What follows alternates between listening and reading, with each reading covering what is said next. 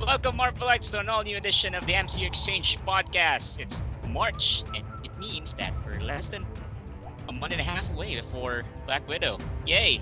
Awesome. I'm Aaron, and I'll be your host for this episode. Alongside me is Charles What's up? and Joe. Hello. Hey, yo! And just want to give a shout out to our listeners over at Spotify, over at Podbean, over at YouTube. And also, please do like our new Facebook page. It's facebook.com/the MCU Exchange. And we have so many content there. We have so many news articles that we're going to break down here in this episode. And this week has been a Disney Plus series related week. Like, it's all Disney Plus series, all breaking news. And let's dig in, shall we? For the rundown, here we go. First up is WandaVision has wrapped filming. Yay! Which means that the potential full trailer is going to be soon. Cast and crew celebrated over the weekend over Atlanta, and we all know that reshoots are a given, but a full trailer will be released down the line. Charles, what do you want to see when it comes to a full trailer? Do you want to see the sitcom type again, or do you want to see the more MCU-based action? Well, I definitely want to see them save the crazy action stuff for last because, that's sort of a Marvel staple, and we know they can deliver the goods when it comes to a crazy spectacle.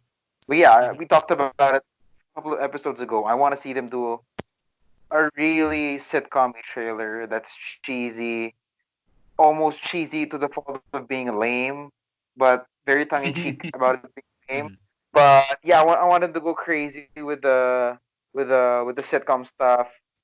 It's also it's crazy how fast the months go by because like just a few months ago we heard that they were filming this early, and now it's done. Yeah. So and we've Amazing. barely seen we've only seen just like a handful of set photos, most of them being the outdoor scenes, but for the most part they've done a really good job keeping things under lockdown, which is surprising.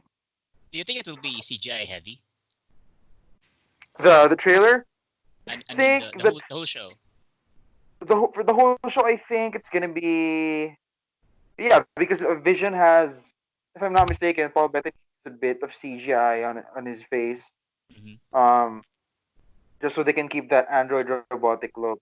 But we've seen him in regular human clothes, so at least for his body and whatnot, they can save a little bit of money. They're just gonna have to CGI his face, but yeah, it's gonna be expensive because of the CGI for sure. Joe, how about you? What do you think about WandaVision wrapping up filming? I think it's interesting that like they've. It seems almost like you think the Falcon and the Winter Soldier would be the first one, considering it's the first one to release. But we also know that they had our jump into reshoots much earlier than planned.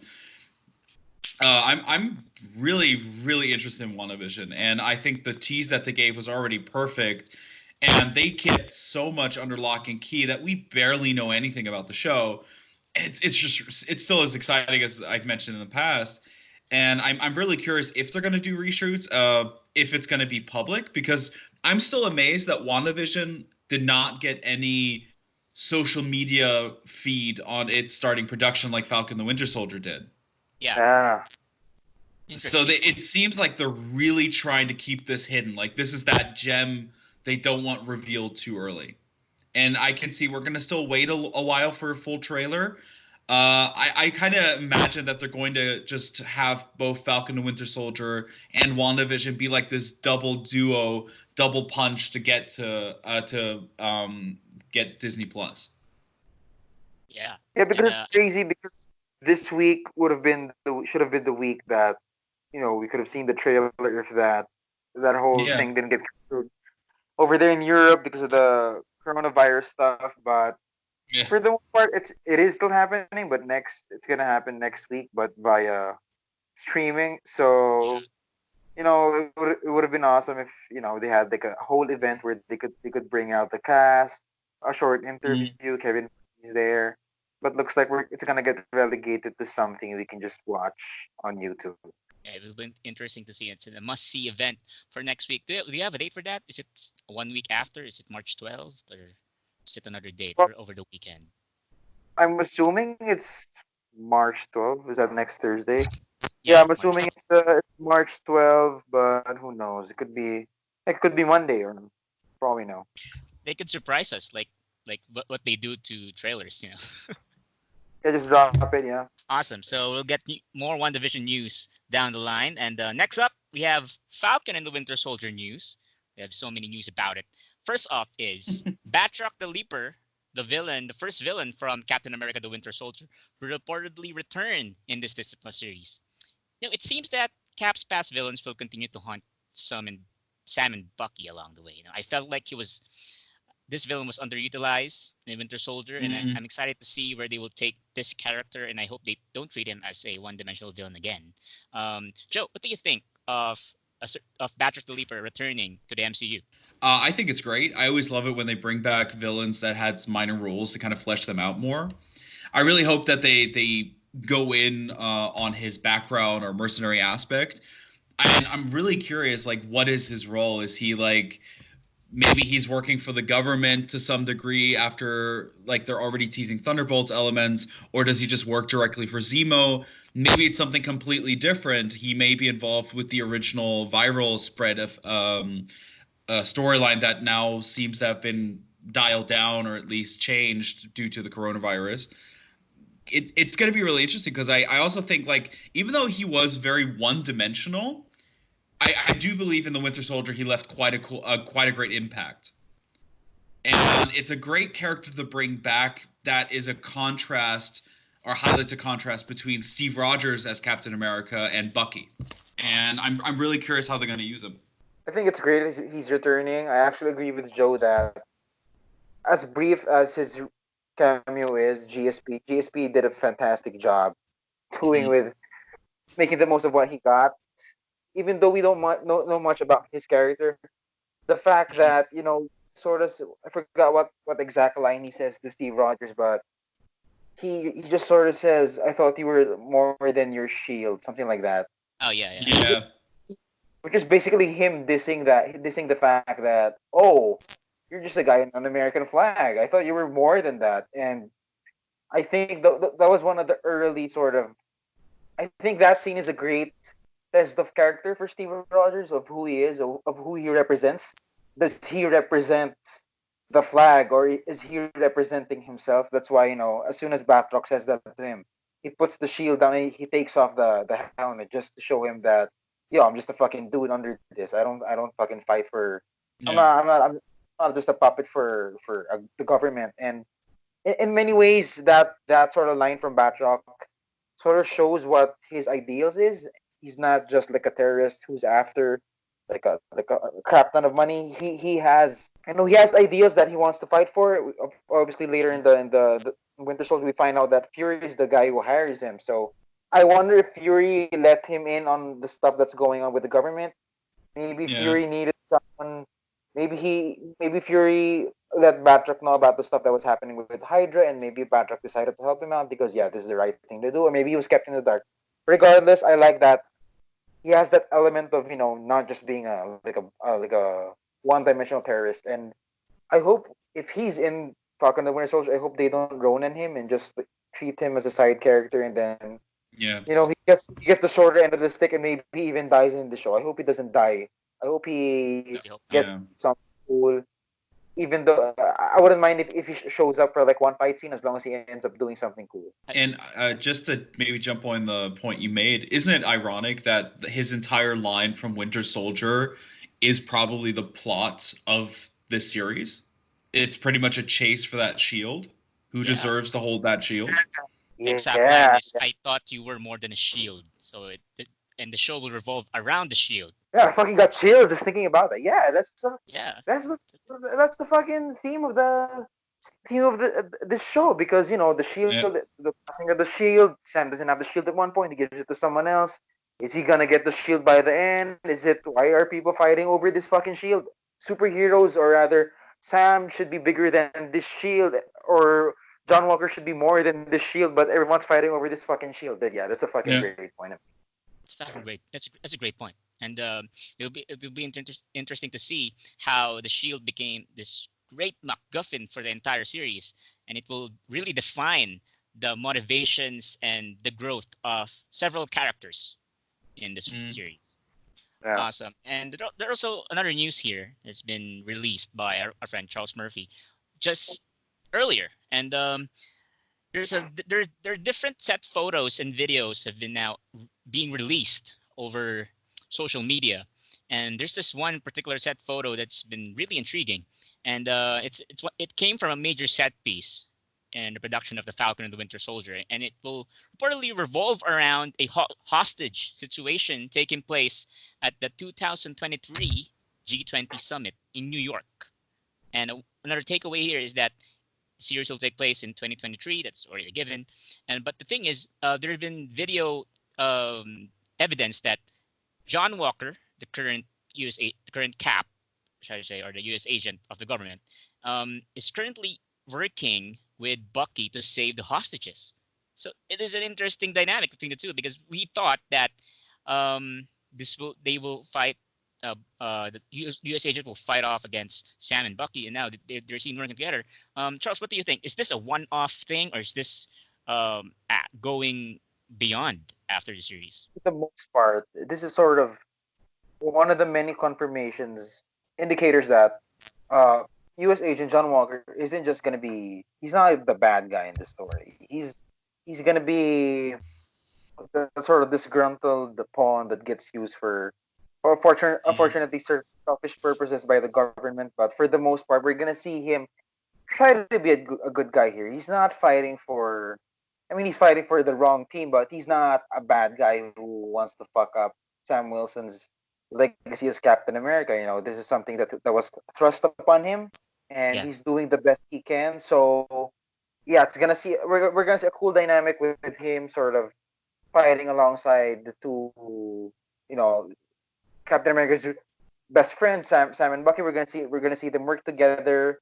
Um, what I find very interesting here is the fact that the characters that they're allegedly fighting may be one of the grapplers from the comics. Basically, a bunch of wrestlers, female Mhm. wrestlers who get powered up. Yeah. I find that very interesting. I mean, the set videos are kind of far, so it's really hard to discern which one is which. But you can sort of make out in the video that Sam, or rather Bucky and John are fighting alongside each other. Um, Yeah. However, I also like to point out that seeing them fight in the New York, just down the street in New York, has a lot of Daredevil vibes for me because weirdly enough, we haven't seen that much superheroing from the Avengers in New York in the street, Mm. save for the fact that save for that big alien invasion in the first Avengers film. We've Yeah. never seen Hawkeye stop crime or Iron Man stop crime or Captain America save a girl getting mugged. And Mhm. just seeing this street being the location of a big fight, a big superhero fight that's not in the Netflix shows, it's very interesting for me. And yeah, I want to see this. I want to see more of this, more vigilante stuff featuring the Avengers. Yeah. And another interesting point here is that John Walker has that brutal fighting style, and it will be interesting to see how Bucky reacts to that. Seeing that, hey, you're brutal just Mhm. like me in the past, and maybe he can give him advice that don't be like that too much. And yeah. And Joe, what do you think, Joe? Is will we see a redemption arc for John Walker down the line after the show or in the future? I could see that the show probably plants the seeds for that Hmm. because he is an interesting character that they can do a lot with. Like, if he has a extremely brutal fighting style, there's the open question of, okay, does he continue that? Does that represent who he is? Or is there like a darker past here? Is he someone who always idolized Captain America and finally got that dream he always wanted, but doesn't realize that he's a pawn in a bigger game?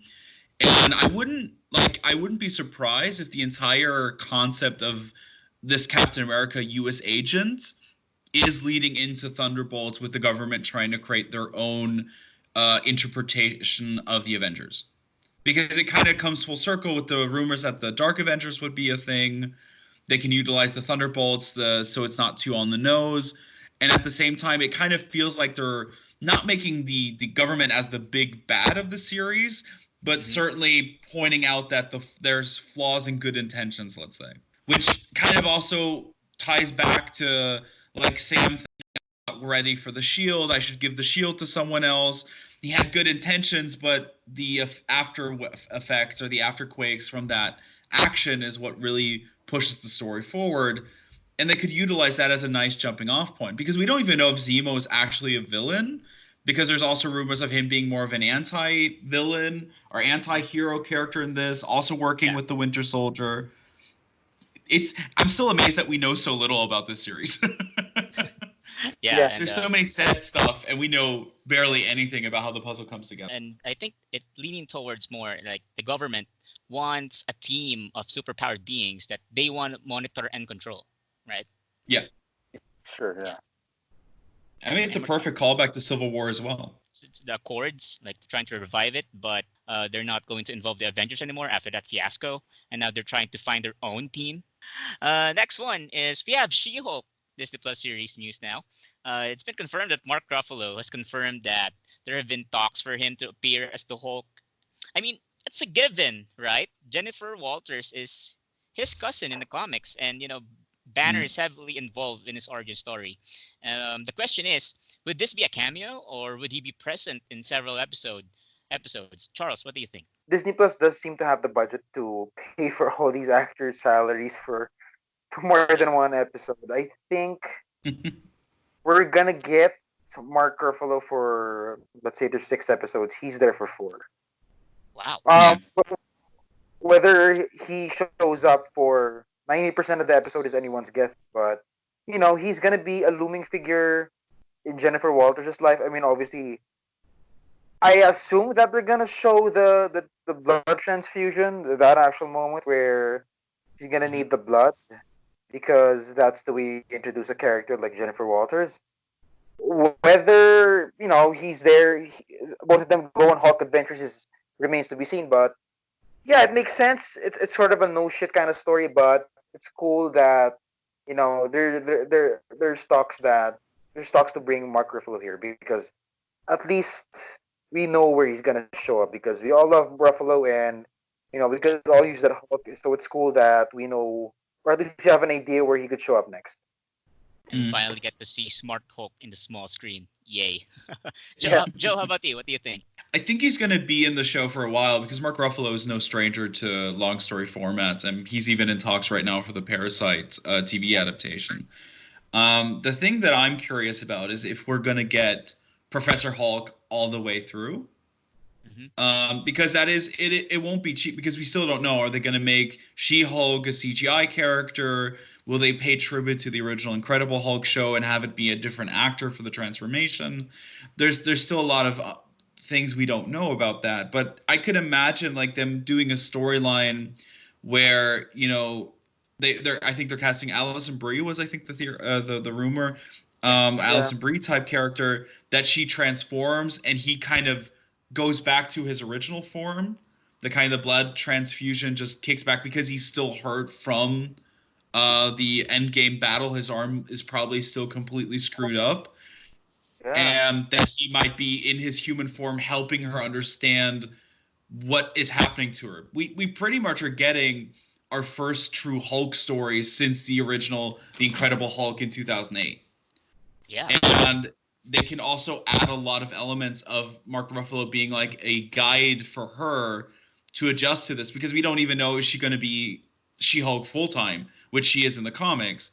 And both Hulks on screen, I can only imagine for at least one episode because that sounds very expensive. mhm, But I could also imagine them saying, "Hey, let's shorten the show. We have a higher budget for less episodes, but we can really focus on getting those effects good." And I think there's a lot of potential also to talk about what it means for like Bruce Banner, who finally accepted being Hulk, to suddenly lose that again, and then seeing someone else have to go through that transformation, that trouble, the kind of tell his story also in a way about the time frames we haven't seen him. I didn't even consider that Hulk's arm is permanently fucked up, and I didn't even realize what that would mean for Bruce Banner. if he Mhm. when he reverts back to human form, like is he gonna be like a crippled guy that is his Mm-hmm. arm bust like when he's in his human form, is his arm basically like jelly now Oh my and he god. can't use it at all? Yeah, I didn't really actually think of that until you mentioned it. Yeah, it's a very interesting prospect. And maybe, one crazy idea is maybe Jennifer Walters is the one who saved him, like saved that arm. I don't know. Yeah, Oh, the yeah. Maybe that. blood transfusion goes both ways. Yeah, it goes both Mm. ways, and we know Marvel Studios takes risk, and that certainly is risk. Now let's move on to another big news. The Justice League of the Marvel Universe, called the Squadron Supreme, will make their MCU debut in the series.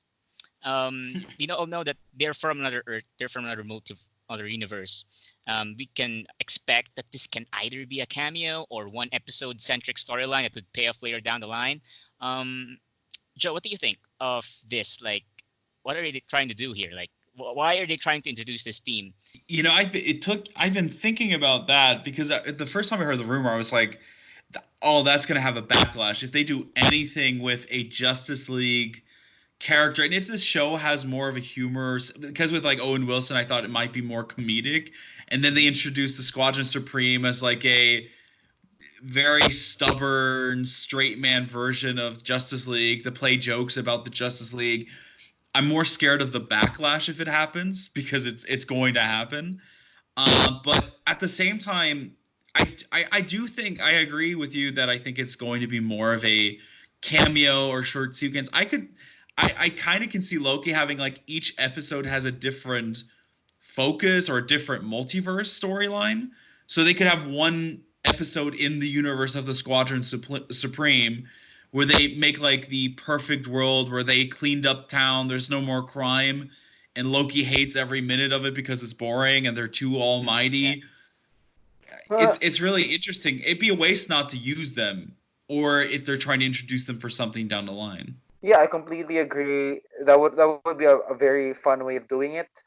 Realistically, like at the most, I could see the Squadron Supreme appearing in a Watcher esque cameo, similar in Guardians 2, where we just sort of Mm-hmm. pass them. We just sort of see a glimpse of this world where the Avengers don't exist and these superheroes exist in place of that. I mean, as a fan of the Jonathan Hickman Avengers run, where Hyperion is a big part of it, it's cool that the Squadron Supreme is sort of going to be canonized in the MCU, but I wouldn't count on them having a major role. Yesterday, um, we have our very first look at several set photos of the Loki Disney Plus series, which involves the Time Variance Authority, Tom Hiddleston in a suit, guys, in a suit and tie, Owen Wilson, and Sofia Di Martino. And it dropped yesterday, and it shows Loki in a suit, and it kind of confirms that he's working with the TVA alongside Owen Wilson, who is rumored to be Justice Peace, and Sophia Di Martino in Asgardian garb, maybe, or I don't know.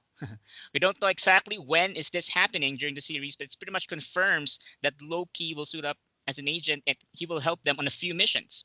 Charles, your thoughts on these set photos? Yeah, so I don't know which one of you was the one who said that. Which one proposed the idea of Loki working with the TVA?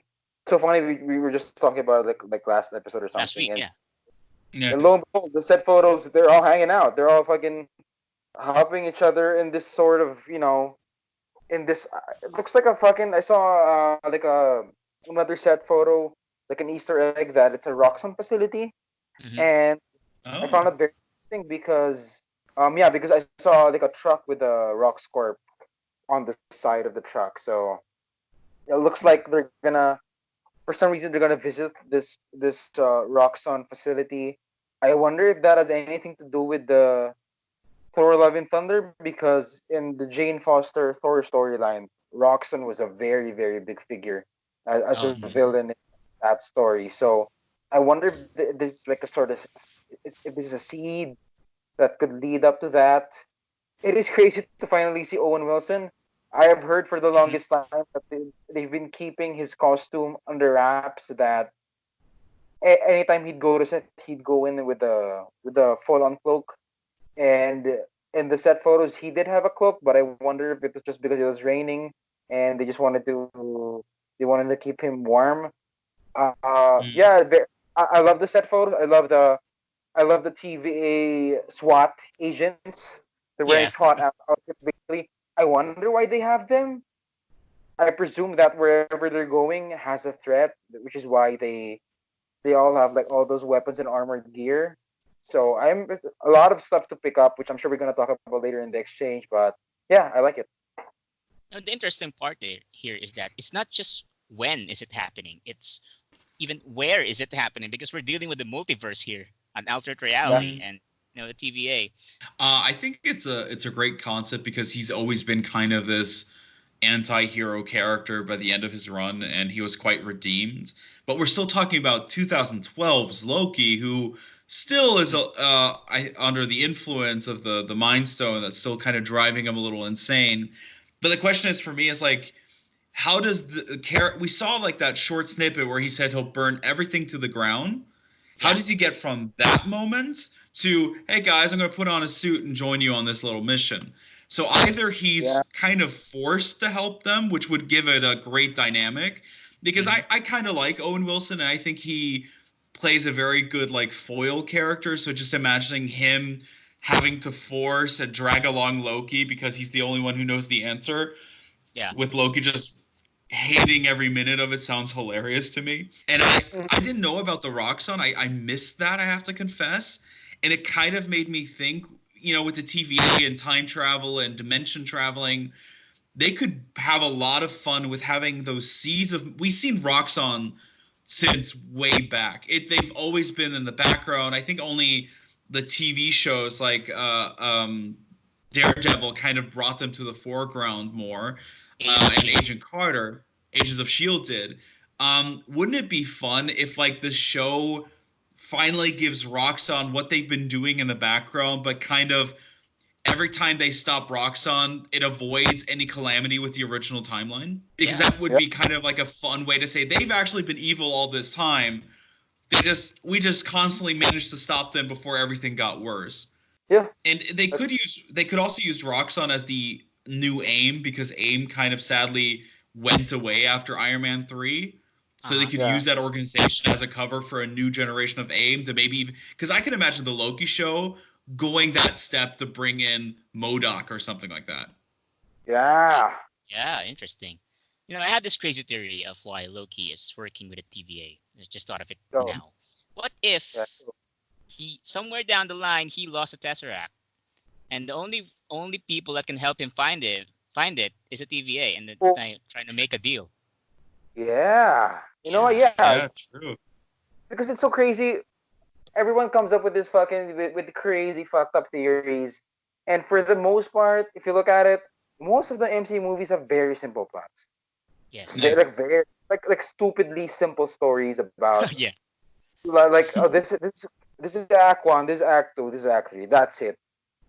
Every time we see set photos, we think, oh shit, this may be the part where this is like the twist in episode two, and then it's gonna go episode four, it's like that. Yeah. It's gonna be super simple. Yeah, I kind of see. I think it's very funny that Loki ends up losing the Tesseract. I Yeah. imagine, I can imagine him losing it for incredibly stupid reasons. Like he leaves it on a bench because he decides to go somewhere, like something like that.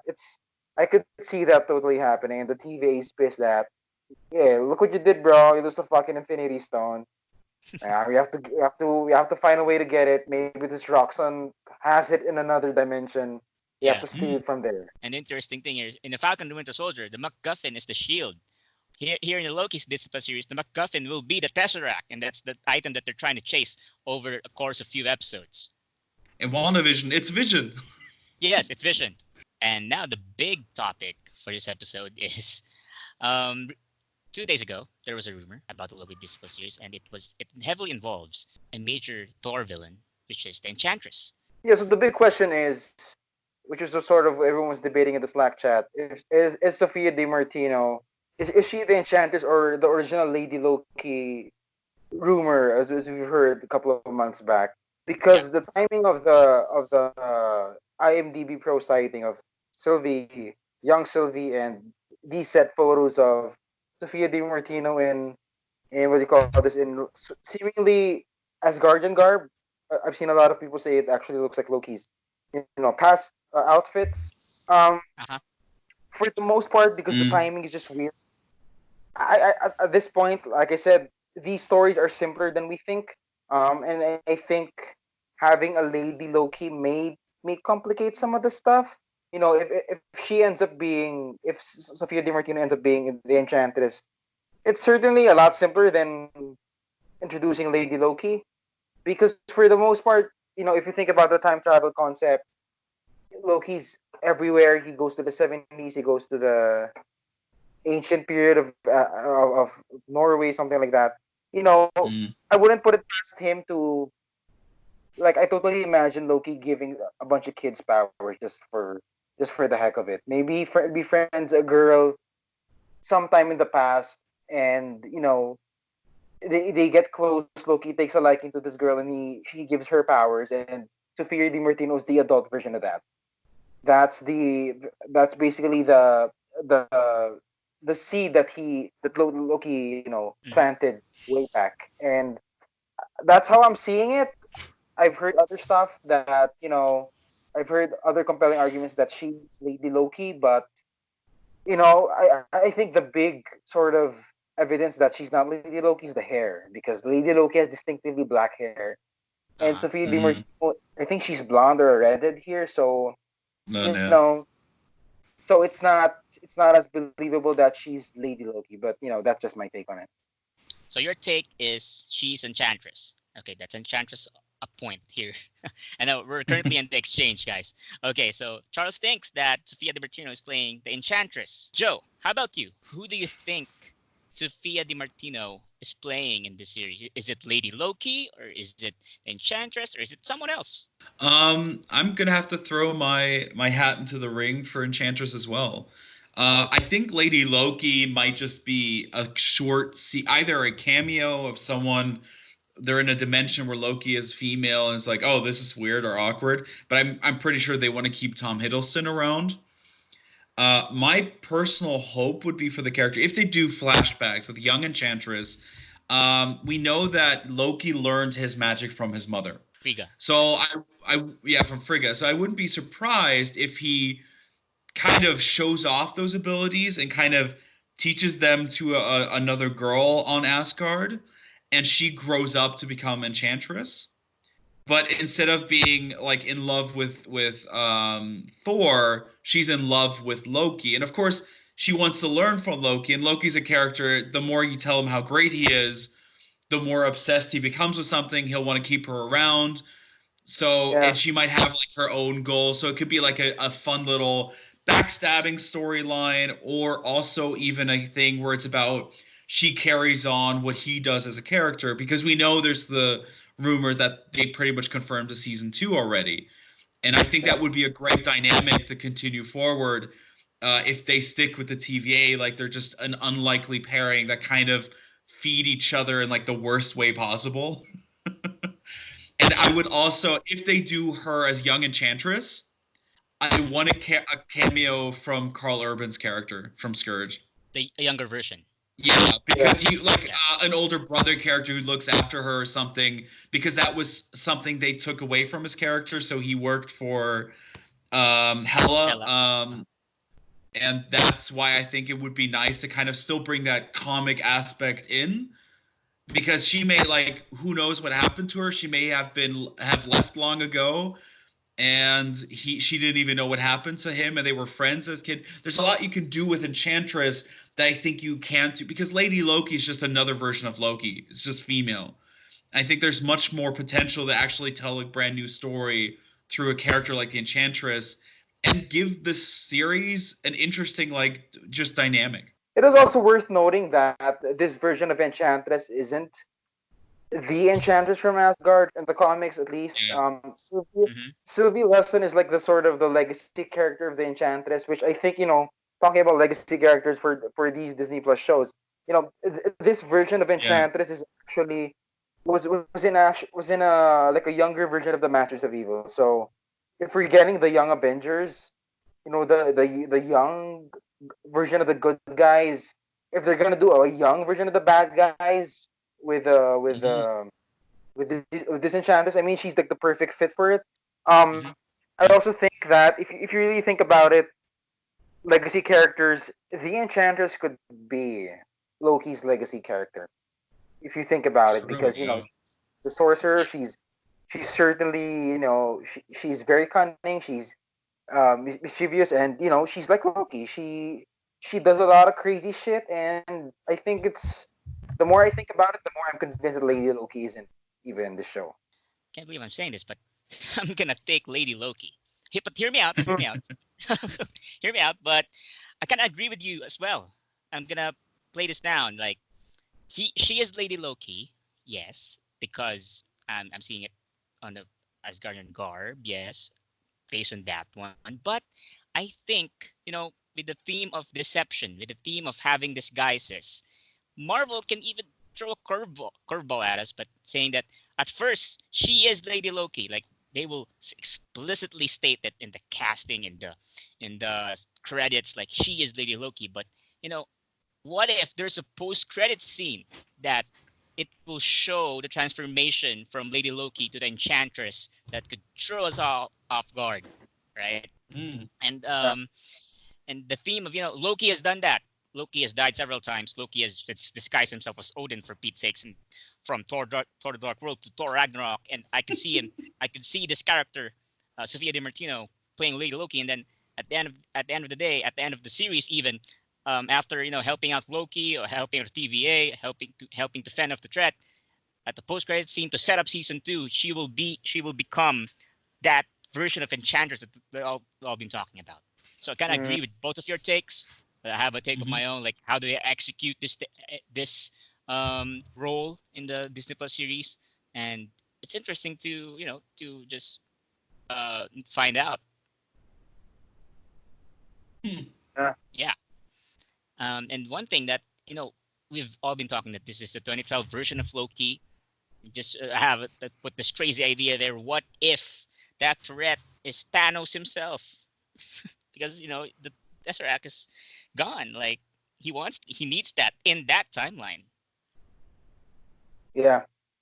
True, or actually. Yeah. any other past villain that could And Loki has made a lot of enemies along the way after Thor, right? Mhm. The What's that name of the character that Thanos' right hand that he killed, like in the Guardians of the Galaxy that Ronan Oh, killed? Maybe oh, it's one of the other. the other. Yeah, The other, maybe yeah. it's also one uh, that's manipulating the strings because we didn't really expect Red Skull to be back in Endgame, right? And Mhm. we could see other characters here coming back because this is an alternate version of a 2012 timeline, and we could see several villains down the line. There you have it, folks. If you have any more thoughts for us listeners, for the listeners, you can comment. You can comment on our Facebook page when we post the episode. You can also comment on our YouTube page. That's MC Exchange. Our Facebook is facebook.com/the MC Exchange. You can also give us your thoughts over Twitter. That's at MCU Exchange, and then get a chance to be featured in the show by giving out your takes as well. And if you want us to talk about something, just please let us know via our social media sites. And you can also follow me on Twitter. That's twitter.com/Aaronchino. That's AERONCHINO. Joe, your Twitter. At that Abel, THATABERL. And you can also follow Charles. You can follow me on Twitter at CFS Villanueva. Awesome. And that has been the episode of this week's MCU Exchange podcast. Thank you for listening, everyone, and I hope you had a great day. Bye. Bye. Till next time.